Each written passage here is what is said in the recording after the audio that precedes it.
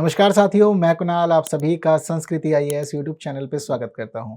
आज की वीडियो में हम लोग बात करने वाले हैं आईसीयू से संबंधित नियमों के बारे में।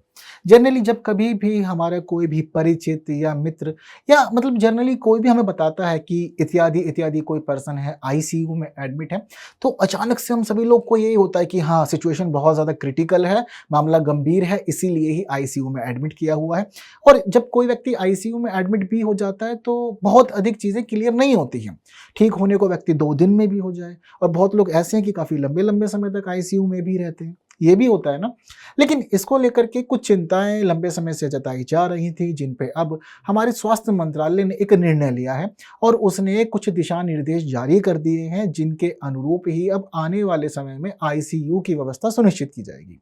अगर हम लोग इसमें मुख्य बात करें तो वह यह है कि किस व्यक्ति को आईसीयू में एडमिट किया जाएगा, किसे आईसीयू में एडमिट नहीं किया जाएगा और अगर आईसीयू से किसी व्यक्ति को डिस्चार्ज किया जाना है तो वह किस स्थिति में किया जाएगा। यह 3 इसके अंदर मुख्य भाग हैं। वहीं इसके अलावा यहाँ पर यह भी बताया गया है कि अगर किसी व्यक्ति को आईसीयू में एडमिट किया जाने की संभावना है या आईसीयू के बेड के लिए वे इंतजार कर रहे हैं, तो ऐसी स्थिति में चीज़ें क्या होंगी, मतलब आपको पहले क्या-क्या करना होगा, हर एक चीज़ यहाँ पर क्लियर कर दी गई है स्वास्थ्य मंत्रालय के द्वारा। तो ज़रूरी है कि आप लोग भी चीज़ों को जाने समझे, बेहद खास है परीक्षा की दृष्टि से भी और आप सभी लोगों के जीवन की दृष्टि से, परिवार की दृष्टि से भी यह सब कुछ बेहद ज़रूरी है। तो चलते हैं आगे, मामले को पूरा-पूरा समझते हैं क्योंकि जो मेन न्यूज़ है वो तो आपको पता लग ही गई है।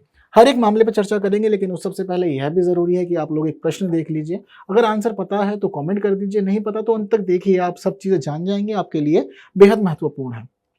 तो देखिए, जो यह आईसीयू के लिए गाइडलाइंस आई हैं, यह ऐसा नहीं है कि मतलब कि सरकार ने खुद तैयार की हो। सरकार 24 बड़े-बड़े डॉक्टर्स के साथ में मीटिंग किए थे और ज़रूरी नहीं है कि इसमें सिर्फ इंडिया के ही हो। भारत से बाहर के भी कई डॉक्टर्स थे जो इस पूरी टीम में शामिल थे। सबने अपनी एक्सपर्टीज़ के आधार पर, सिचुएशंस के आधार पर, कंसर्न के आधार पर अपनी-अपनी राय प्रस्तुत की। तो इनके द्वारा जो भी बातें कही गई थी, उन बातों को सुना, जाना, समझा गया और उसके बाद अंततः ये पूरी गाइडलाइंस या आज के समय में, आने वाले समय में फॉलो होने वाले रूल्स जो हैं, वह तैयार कर दिए गए हैं।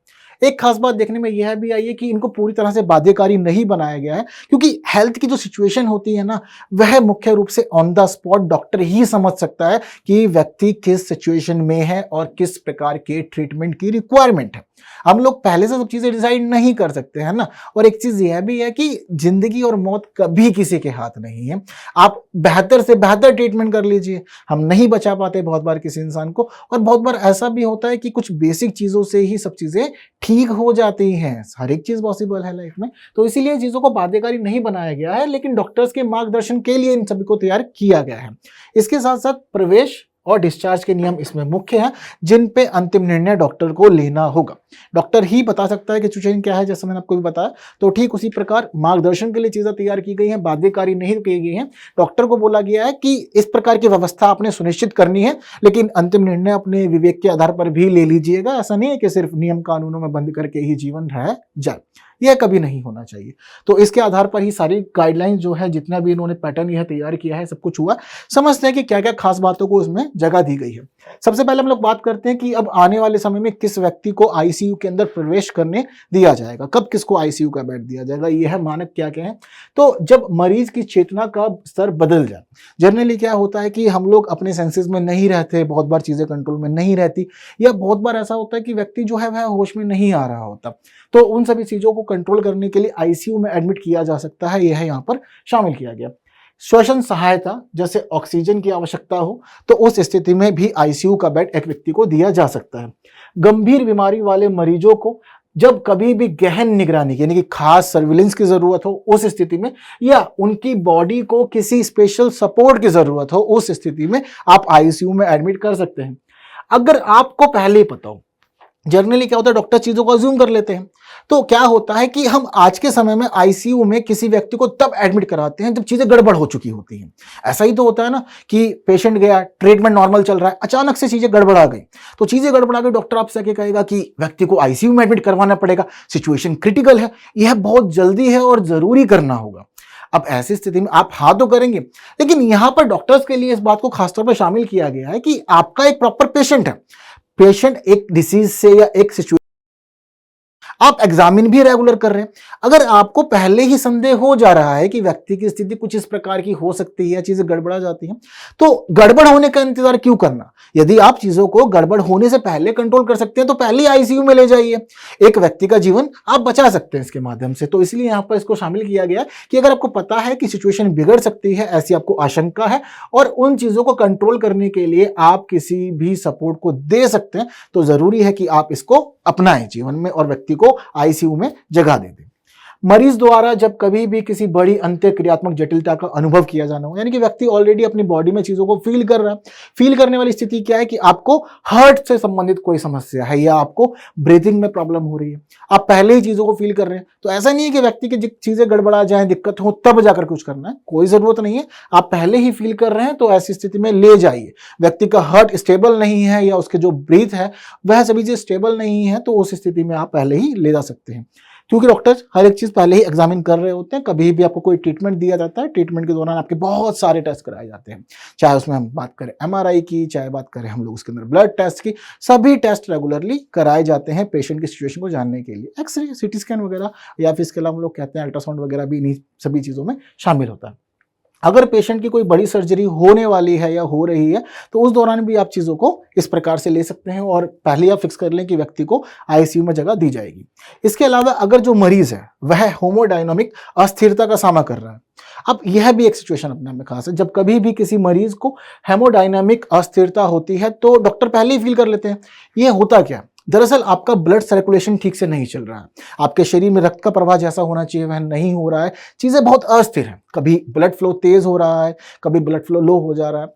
बीपी के रूप में तो आप जानते ही हैं ना सब कुछ। तो अगर बीपी गड़बड़ा रहा है व्यक्ति का, आपने पता कर लिया, डॉक्टर्स ने पहले मेजर कर लिया बीपी गड़बड़ है, तो आप क्यों लेके नहीं जा रहे हैं, आप क्यों वेट कर रहे हैं कि चीजें ज्यादा गड़बड़ा है। या बहुत बार डॉक्टर सोचते हैं कि इस ट्रीटमेंट से ठीक हो जाएगा, इस ट्रीटमेंट से हो जाएगा, इस इंजेक्शन से हो जाएगा, इस टैबलेट से हो जाएगा। इस तरह से समय व्यर्थ भी नहीं करना चाहिए। तो अभी यह जो क्राइटेरियाज हैं सब निर्धारित कर दिए हैं।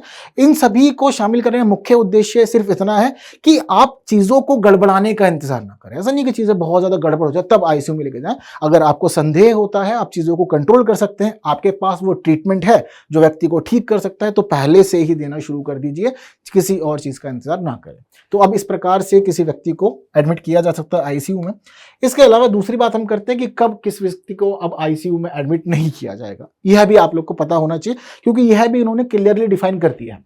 सबसे पहली और महत्वपूर्ण बात, अगर पेशेंट की सिचुएशन पहले ही क्रिटिकल है, व्यक्ति बहुत ज्यादा बीमार है, चीजें गड़बड़ा रही हैं, लेकिन चीजों को गड़बड़ाने के बावजूद हम देखते हैं कि मरीज नहीं चाहता कि आईसीयू में एडमिट हो, या जो फैमिली के लोग हैं वह मना कर देते हैं कि हम नहीं चाहते कि व्यक्ति को आईसीयू में भर्ती किया जाए, तो ऐसी स्थिति में कोई भी हॉस्पिटल किसी भी व्यक्ति को आईसीयू के अंदर जगह नहीं देगा। ऐसा नहीं है जबरदस्ती एडमिट करवा दो, या एडमिट कराने के बाद बता रहे हो कि जी हमने तो एडमिट करा दिया था, अब बिल बन गया है, अब आपको देना पड़ेगा। नहीं, ऐसा कुछ नहीं होना चाहिए। पहले आप चीजें क्लियर करेंगे। अगर पेशेंट या जो उनके नजदीकी रिश्तेदार हैं, जनरली पेशेंट अपने सेंसेस में है, चीजों को फील कर सकता है, बातचीत कर सकता है, जवाब दे सकता है, तो पेशेंट को पहले सुना जाएगा। अगर वह अपने सेंसेस में नहीं है तो ऐसी स्थिति में फिर आप जो उनके खास रिश्तेदार हैं उनसे बातचीत करें, परिवार के जो लोग हैं उनसे बातचीत करके इस निर्णय पर पहुंचेंगे कि व्यक्ति को एडमिट करना है या नहीं करना।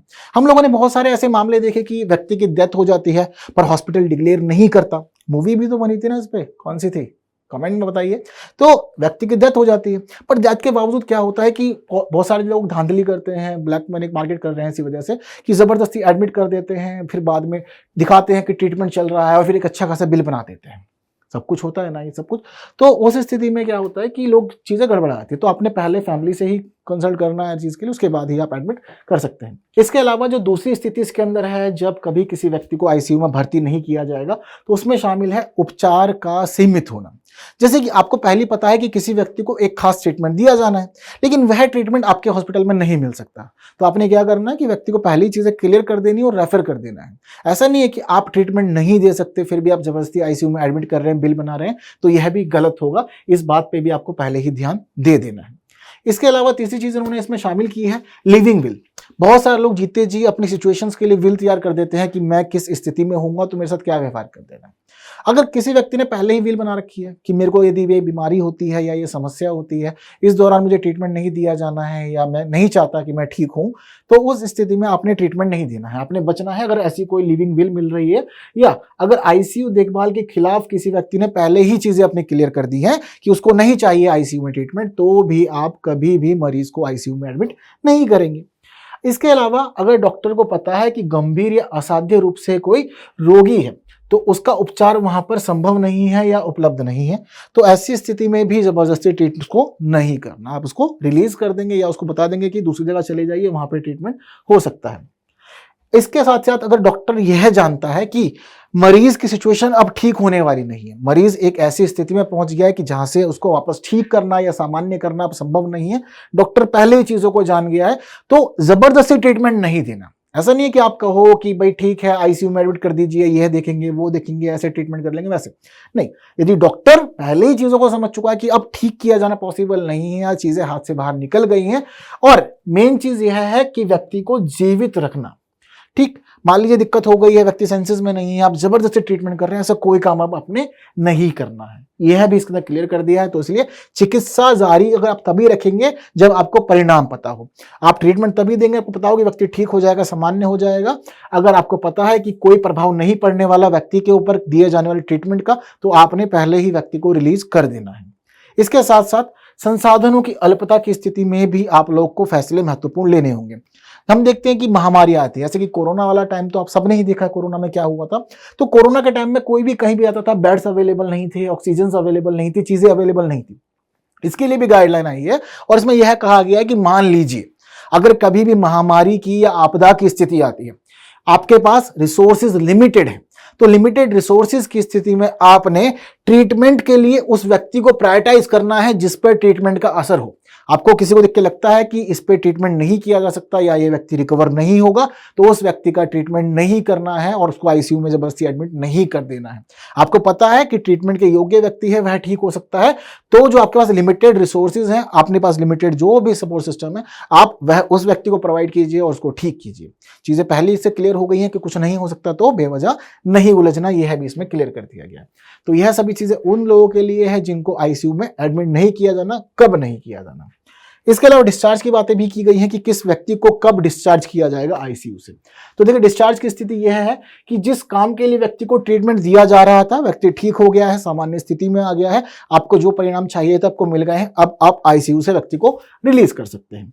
इसके अलावा आपने बीमारियों के लिए जो समाधान सोचा था वह सभी चीजें आपको मिल गई हैं, आप उस स्थिति में अपेक्षित परिणामों को सोचते हुए व्यक्ति को रिलीज कर सकते हैं।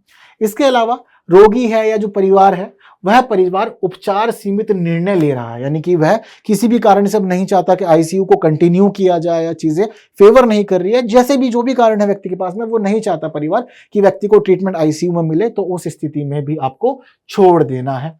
ठीक है, यह भी स्थिति यहां पर क्लियर कर ली गई है।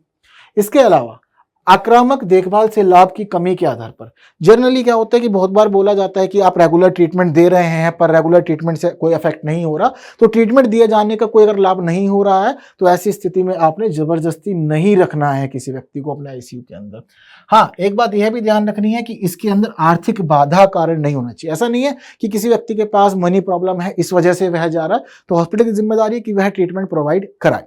लेकिन अगर कोई और कारण है या ट्रीटमेंट कंटिन्यू नहीं करना चाहते हैं, देखभाल से लाभ नहीं मिल रहा है, तो ऐसी स्थिति में आप वहां से पेशेंट को रिलीज करा सकते हैं। यह भी इसमें कर लिया गया, जबरदस्ती नहीं करेगा कभी भी प्रशासन, यह है उनके लिए यहां पर क्लियर कर दिया गया। इसके अलावा संक्रमण नियंत्रण कारणों से गैर आईसीयू स्थान में दिए गए रोगी को उचित देखभाल सुनिश्चित करना। बहुत बार ऐसी बीमारियां आती है जिन संक्रमण होता है, जैसे कि कोरोना ही थी। कोरोना में फिक्स था कि यह बीमारी एक व्यक्ति से दूसरे व्यक्ति के पास जाएगी।